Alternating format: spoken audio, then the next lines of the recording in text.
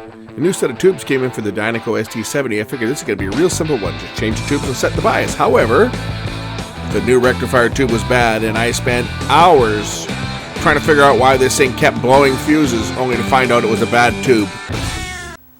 So we got the ST70 back up on the workbench, so we're going to change the tubes in it today. Got a new rectifier tube here, the 5AR4, and 4 new Tungsol 6L6G tubes. So let's get changing the tubes, and then we're going to set up the bias.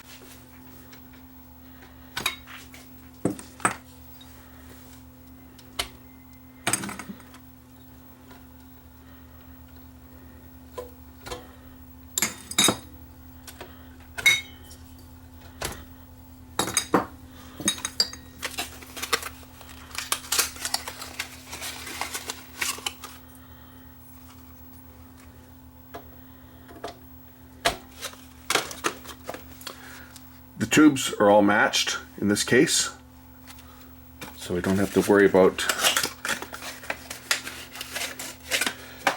anything. Here's the new tubes.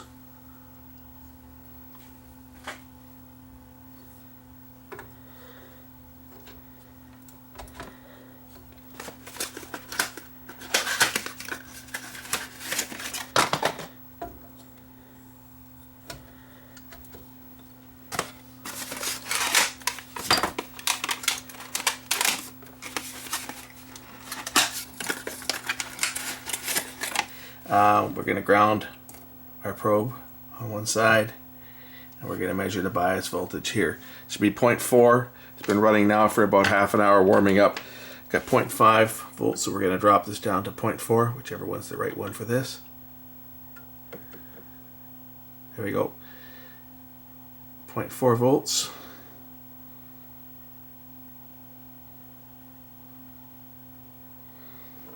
And the other one is over here.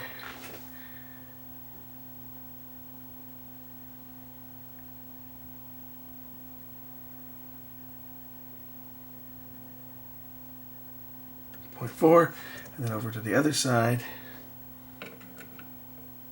Now this is a few hours later. I wasted a bunch of time on this unit because when I first plugged the new tubes in and fired it up, it popped a fuse. So then I went through all kinds of troubleshooting trying to determine why this thing popped a fuse. And a lot of it was done off camera too, so I don't have any footage to show you. And you'd be surprised what I found. And we'll get into that in a minute. But anyway, it's working now. I'm setting up the bias voltage. 0.4.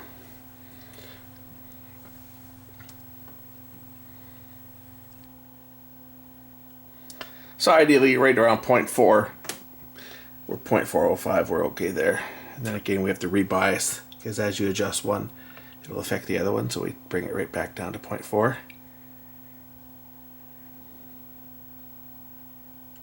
And then check the other side. I'm checking pins 1 and pin 1 and 8, or sorry, 4 and 8. 4 and 8 of the test socket on these modified amps. And you just keep going back and forth. And eventually we'll get them to the point where they're not going to change. They're going to be the same for both. So 0.412. Ideally you want to have your amp running for a good hour before you do this. So I had it running about 30 minutes as I set the bias up, and then I let it sit and idle for another half an hour or so, and then went back and checked it and just dialed it in. And we'll go back to this other one here because it'll be off as well as when you adjust them. Each adjustment affects the other tube as well. So 0.4, and then we go back to the other one here. We bring it down. It's important to get your bias set correct because it will affect the longevity of your tubes. If your bias is too high, your idle current is going to be too high. So when tubes are new, you get your bias and you get it dialed in pretty close. Try and get it right around the ideal value for 6L6 and EL34 on this amp after it's been modded, about 0.4. Says on the front 1.56. That was for the original design that only used 2 tubes here, and it had 1 bias control on it. Another thing, as tubes age, they will change slightly, so it's not a bad idea to actually go and check your bias, you know, every couple hundred hours of use. Okay, good there. And that one's a little hot. It's drifted a little bit, so we'll just bring that down. They normally don't change much, but I make it a habit of checking my amp every 6 months or so. I'll check it and, you know, tweak it a little bit, just to compensate for the tubes themselves aging.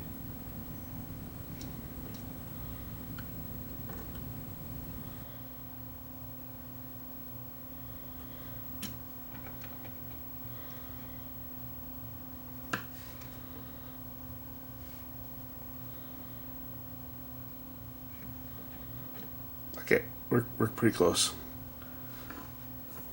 We're in the ballpark.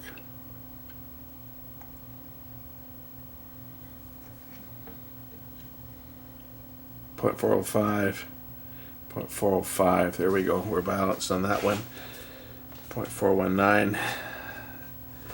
The reason it's shifting a bit is because the tubes are still warming up. And typically you want to let new tubes sit for a while, and then we'll check this again.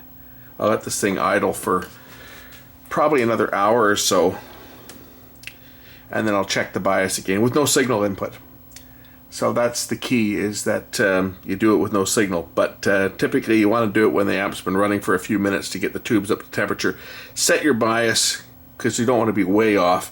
If you're way off, like these ones were way off when I started. You don't want to be way off, because you'll overbias a tube and cause the plate to heat up. So you want to get the tubes warm, get them up to operating temperature, and then adjust it. So I've got it close to being dialed in now. I'm going to let it sit run for a while, and then after it runs for a little while, then we'll dial it in, get the final voltage, and then this one should be ready to go home. Say this one here has been it's been an adventure on this one. Another problem that I found is that the new rectifier tube that they gave me was no good. The brand new rectifier tube's got a short. When it heats up, it would start shorting out. It would blow the fuse. That's what started this whole adventure as to why this thing with the new tubes, because it was working with the old tubes. I put the old tubes back in. I didn't put the new rectifier. I didn't put the old rectifier tube back in.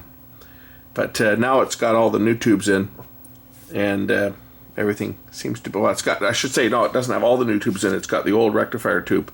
The new rectifier tube, when it warms up, it starts to spark inside. Needless to say, this was a frustration, as you don't expect a new tube out of the box to be bad. So we're going to let this thing run, and then I'll complete the bias adjustments. Okay, now it's been running another 30 minutes. So let's just double check our bias. So we got 0.407, we're looking on pin number 8 here, and then we're going to go over to pin number 4. And 0.402, that tube is dialed in. 0.409, 0.409, 0.410. Yeah, we're close enough. I'm going to say that this one's done. Okay, there we have it. Some music plugged into it now.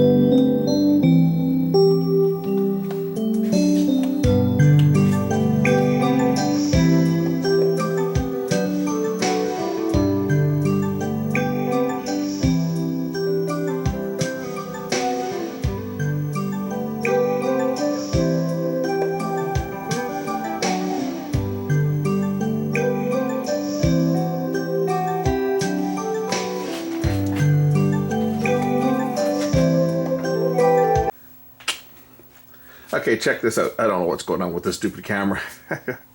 There's been a couple screw-ups there where the camera's been running and I thought it was off, and vice versa.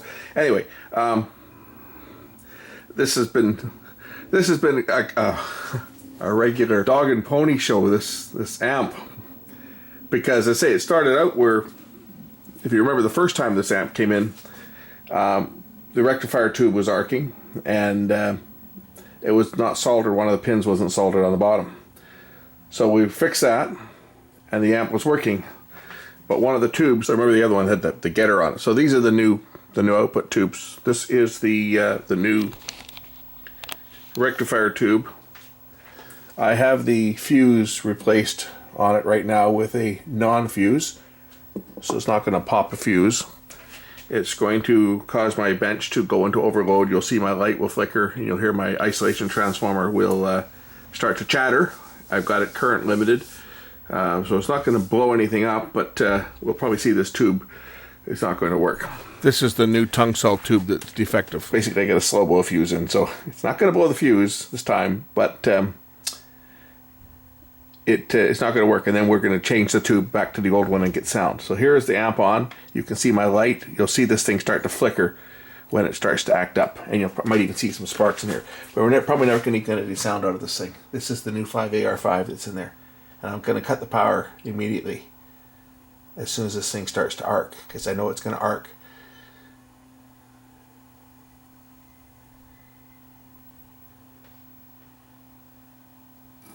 There. Okay, that's the new tube. Power off. Go back to the old tube. We know it's the old tube because I marked it with an X. Back to the old tube. Power on. The old one's also a Chinese tube. Go figure. This one's not perfect, but at least it works. Now this tube, if I tap it, it'll spark. This one we know because it was bad before.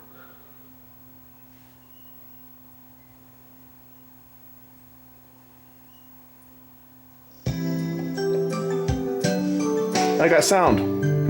Impressive, huh?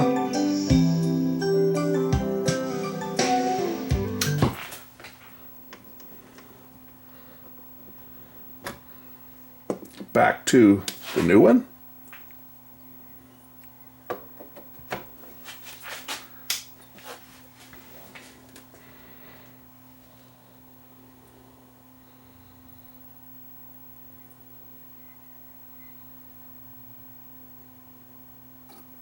See?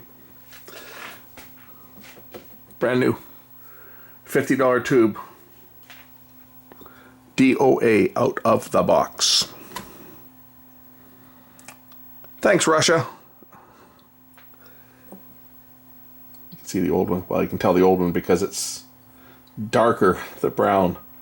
But this is it's got a new date code on here, a newer date code. But anyway.